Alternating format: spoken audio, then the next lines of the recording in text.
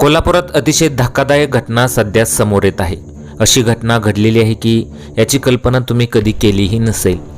कोल्हापुरातल्या गडमुडशिंगी गावात ही घटना घडलेली आहे। विहिरीच्या काठावर असणारं जुनं नरसिंह मंदिर, या मंदिरासोबत काय झालं आणि त्या पुजाऱ्याचा जागेवरच मृत्यू झालेला आहे। चॅनलवरती नवीन असाल तर MM मराठी न्यूजला जरूर सबस्क्राईब करा।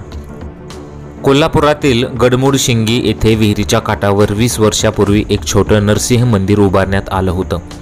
कृष्णात उमराव दांगट आणि त्यांचं कुटुंबीय हे रोज नित्यनेमाने पूजा करीत असतात। रोजच्या प्रमाणे आज सकाळी कृष्णा दांगट हे पूजेसाठी मंदिरात दाखल झाले।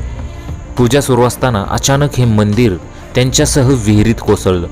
या घटनेची माहिती मिळताच गावकऱ्यांनी विहीर परिसरात पोहोचून कृष्णा दांगट यांचा शोध सुरू केला, पण कृष्णा दांगट दिसून आले नाही। त्यामुळे गावकऱ्यांनी तातडीने पोलिसांना घटनेची माहिती दिली। यानंतर पोलीस आणि जिल्हा प्रशासनाचे पथक दाखल झाले। या पथकाने विहिरीत कृष्णा दांगट यांची शोध मोहीम घेतली। त्यावेळी या दुर्घटनेत कृष्णा यांचा दुर्दैवी मृत्यू झाल्याचे समोर आलं।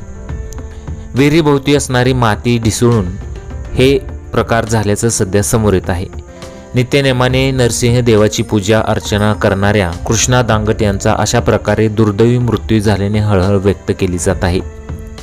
आसपासची माती ढिसूळ झाल्यामुळे हे मंदिर अक्षरशः पुजाऱ्यासकट त्या विहिरीत कोसळलेलं आहे आणि त्या पुजाऱ्याचा जागीच मृत्यू झालेला आहे।